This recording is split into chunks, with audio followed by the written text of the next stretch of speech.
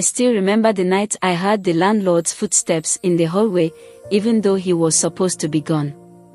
It was the night everything changed, and I finally learned the truth about him. My family and I moved to a new house in a small village in Africa. The house was old, with creaky floors and dusty windows. Our landlord, Mr. Badu, was a tall, thin man with a stern face. He never smiled, and his eyes were always cold. He told us the rules of the house: no loud noises, no guests after dark, and we should never go into the basement. We didn't know anyone in the village, so we spent most of our time together as a family. But soon, we started hearing strange noises at night. It sounded like someone was walking around the house, but when we checked, no one was there.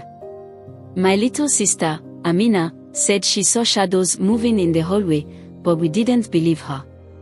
One night, my parents had to visit a friend in the next village. They left me, Amina, and our baby brother, Kwame, at home. Before they left, they reminded us to follow Mr. Bodu's rules. We locked the doors and windows and settled in the living room to watch TV. As the night went on, we heard the footsteps again. This time, they were louder and closer. Amina grabbed my hand. "Do you hear that?" she whispered. I nodded, my heart pounding. The footsteps were coming from the hallway. I stood up and slowly walked to the door. When I opened it, the hallway was empty. I turned back to Amina. "There's no one there."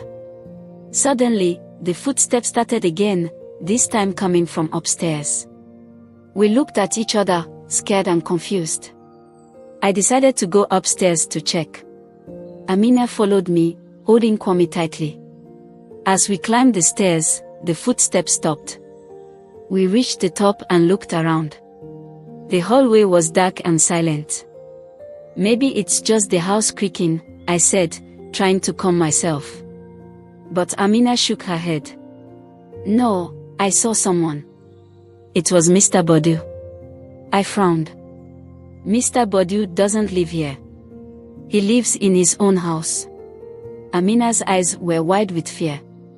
"I saw him. He was standing at the end of the hallway." I didn't know what to say. I led them back downstairs and locked the door to the hallway. We sat together on the couch, too scared to watch TV. After a while, we heard the footsteps again. This time, they were coming from the basement. "Remember what Mr. Bodu said?" Amina whispered. "We are not supposed to go into the basement." I nodded, but my curiosity was stronger than my fear. I had to know what was going on. I told Amina to stay in the living room with Kwame. She didn't want me to go, but I promised I would be careful. I grabbed a flashlight and headed to the basement door. The door creaked open, and I shone the flashlight down the stairs. The basement was dark and smelled musty. I took a deep breath and started down the steps. As I reached the bottom, the footsteps stopped. I looked around, but there was no one there. Then, I saw something that made my blood run cold. In the corner of the basement, there was a small wooden door. It was half open, and I could see a faint light coming from inside. I walked over to the door and pushed it open. What I saw made me gasp. Inside the small room, there were old, dusty furniture and stacks of papers. But what caught my eye was a large, wooden chest. It was open, and inside were photos of people who used to live in our house. I recognized some of them from the village. They all looked scared in the photos. Suddenly, I heard a noise behind me. I turned around and saw Mr. Bodu standing in the doorway. His face was twisted with anger. "What are you doing here?" he hissed. I tried to speak, but my throat was dry. I stepped back, but there was nowhere to go. Mr. Bodu grabbed my arm and pulled me towards him. "You shouldn't have come down here," he said. "Now, you know the truth." He dragged me back upstairs and into the living room. Amina and Kwame were crying, but they couldn't do anything to help. Mr. Bodu made us sit on the couch while he stood in front of us. "You think I'm just a landlord," he said, his voice cold. "But I'm much more than that. I protect this village from evil spirits.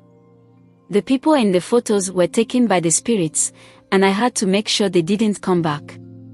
I didn't understand what he was saying. It didn't make sense. But I was too scared to argue. Mr. Bodu continued, "The house is cursed. The spirits come here to take people away. I'm the only one who can stop them. That's why I have the rules. To keep you safe." I looked at Amina and Kwame. They were terrified. I knew we had to get out of there. "Please, let us go," I begged. "We won't tell anyone." Mr. Bodu shook his head. "It's too late. You've seen too much.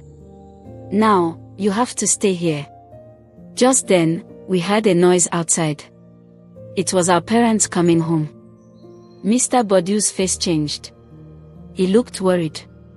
He knew he couldn't keep us there with our parents around. He grabbed my arm and pulled me towards the door. "Go," he said. "But remember, if you tell anyone, the spirits will come for you." We ran outside and into our parents' arms. They were confused and worried, but we didn't say anything about what happened. We left the village the next day and never looked back. I still think about Mr. Bodu and the cursed house. I wonder if the spirits ever got to him. But I'm just glad we got away. I'll never forget the footsteps in the hallway and the photos in the basement. It's a story I never tell anyone, but I'll always remember. After we left the village, we moved to a new town far away. It took a long time for us to feel safe again. Amina and I would sometimes talk about that night, but we never told our parents what really happened. We didn't want to scare them. One day, many years later, I met an old man from our village. He told me that Mr. Bodu had disappeared not long after we left. Some people said he was taken by the spirits, just like the others in the photos. Others believed he left to escape the curse. No one knew for sure. The old man also told me that the house was abandoned. No one dared to live there again. It stood empty, a dark reminder of the secrets it held. The villagers avoided it, and the story of the cursed house became a legend. There are some important lessons I learned from this experience. First, always listen to your instincts. If something feels wrong, it probably is. Second, respect the rules, but also be brave enough to find the truth when necessary. Lastly, family is the most important thing. Stick together and protect each other no matter what. If you enjoyed this story and want to hear more like it, make sure to subscribe to our channel. We share many more thrilling tales and lessons from African folklore. And if you have any stories you'd like us to tell, leave a comment below. We love hearing from you. Stay safe and stay curious.